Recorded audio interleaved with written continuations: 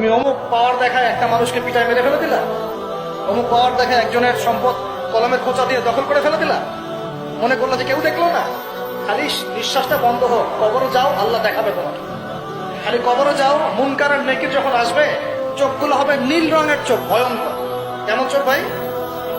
নীল রঙের ভয়ঙ্কর চোখ। আমি বলি একটা হাদিস, কোন একজন নবী আল্লাহকে বলেছিলেন যে আল্লাহ, আমি মারা যাওয়া কোনো মানুষকে দেখতে চাই, সে কেমন আছে। এটা শুনেন ভালো করে হাদিস।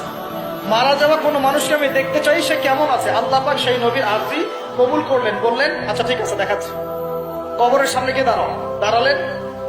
1000 বা 2000 বছর আগের কোন ব্যক্তি যে মারা গেছে, তাকে কবর থেকে চিন্তা করো। নবী দেখছেন এবং সে ভয় থরথর করে কাঁপছে, এখনো ভয় থরথর করে কাঁপছে। নবীজি আমাদের নবী নন, অন্য কোন নবী। সেই নবী বলছেন যে তুমি ভয় কাঁপছো কেন? তুমি কত বছর আগে ইন্তেকার করছো, কি তোমার হালচাল বলো আমার। সেই ব্যক্তি বলছে আমি আজকে থেকে 1000 বা 1500 বছর আগে মারা গেছি। আমি ভয়ে কাঁপছি।